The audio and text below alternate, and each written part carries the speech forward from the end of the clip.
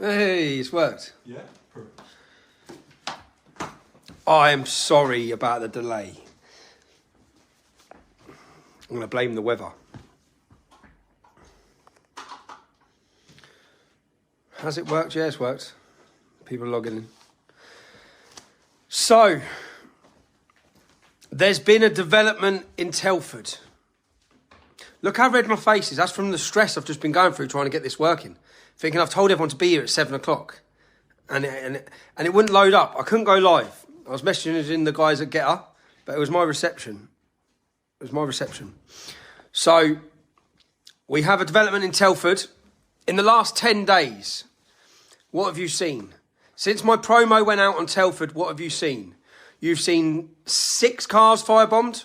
I'm not saying every one of them is 100% linked to victims or survivors, but mine was one of them. Another survivor's was one of them. In the same period, in a 2-day period, we see a survivor's mother's house attacked and smashed to pieces twice in 3 days. We've seen the police fail to act, fail to remove a family from their home. This is when it started.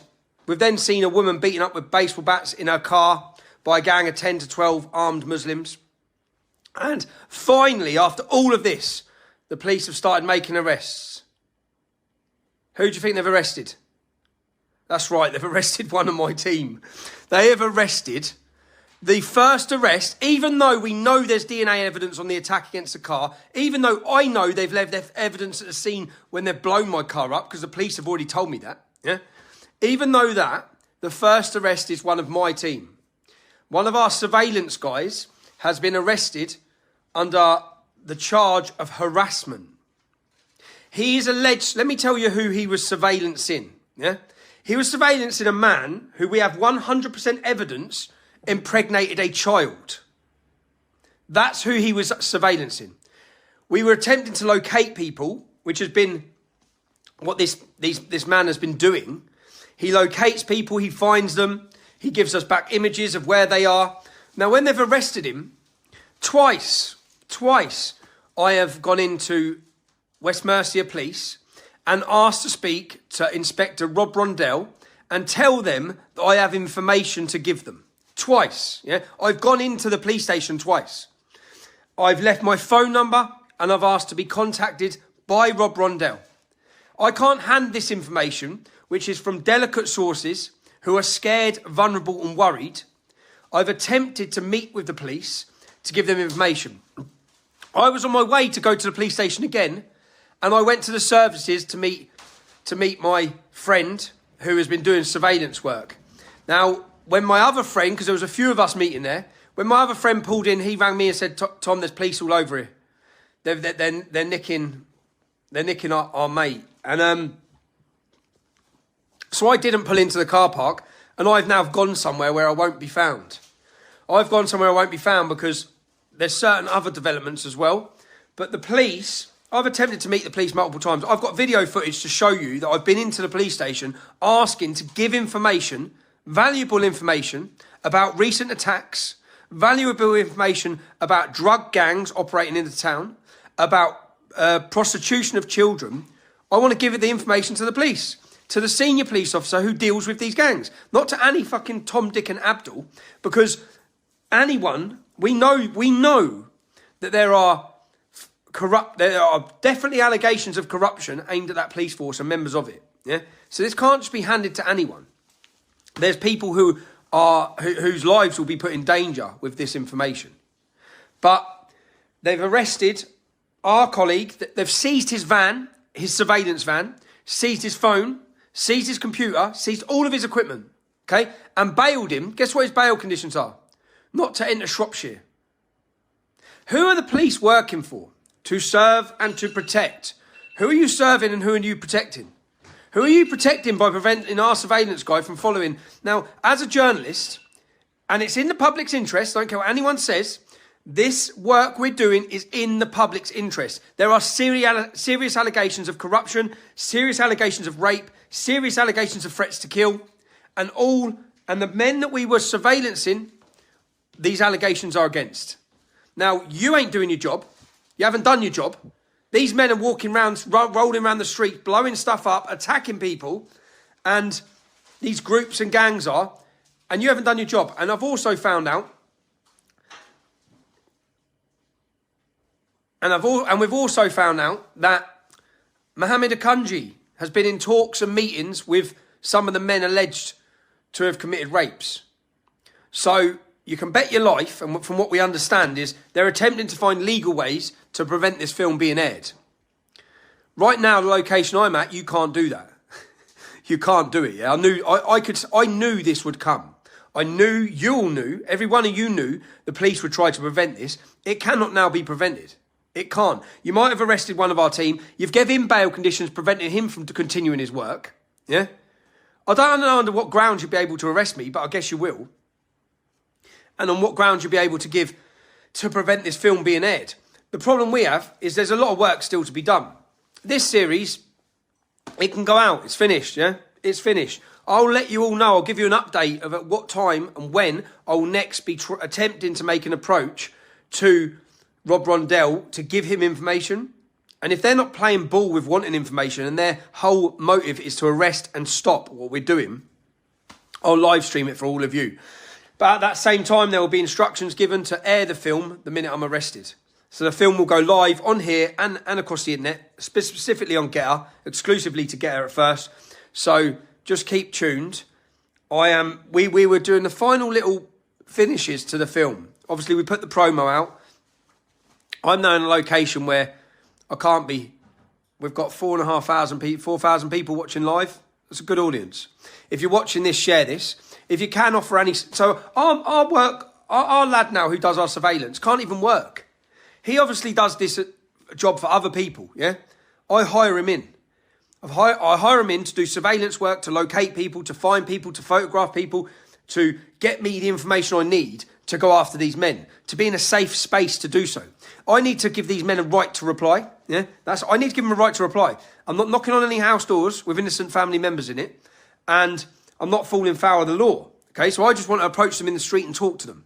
Give them a right to reply, let them answer their questions. But the main part of this story is the first arrest they've made, it's one of our team. The people investigating the alleged paedophile gangs are the ones that Telford police are deciding to arrest and give conditions preventing them from doing. The conditions actually prevent him from doing any more investigation for anyone. Because they've seized all the vehicle. They've seized the vehicle, they've seized his cameras, his phones. So, is anything other than what we expected? Probably not, no. But that's why I'm in a location that I can't be held. You can't give me no court order. You can't get me into a court, yeah? Not before the film goes live. Film's going live. I'm debating at the minute whether to put the film live sooner. No matter what as well, so you all understand, no matter what happens, on the 29th of this month at 2 p.m, every one of you who can needs to be in Telford. The line in the sand has been drawn and Telford is our town, okay? We will continue in Telford because there is so much more to expose. Obviously, I've got Series 1, which you're going to watch. You have no idea what I've got for Series 2, 3 and 4. You will not believe the stories I've got, the corruption allegations we've got, the evidence we've got of police failures to do their job, unwilling to do their job, as you've all seen in the last 7 days. You have witnessed it firsthand. The allegations that I had have been played out right in front of every single one of us. People left purposely in danger. The public, you, us, you guys supporting it, having to come to their need. Us having to relocate families. Do you know now, the family that were relocated, that we relocated, the family are now the council are refusing to house the daughter, saying she can go back to Telford. There's no immediate threat against her. You couldn't make it up. We've had to again, sod the council, we've had to again house that family for another week in a hotel. That's only thanks to you guys, or that family will be right now in danger again. They can't go back to Telford. None of them can go back to Telford. You have gangs operating who are armed, who are firebombing things, and who are threatening to kill and murder people. And part of these gangs and other gangs have already murdered, in that town, multiple girls.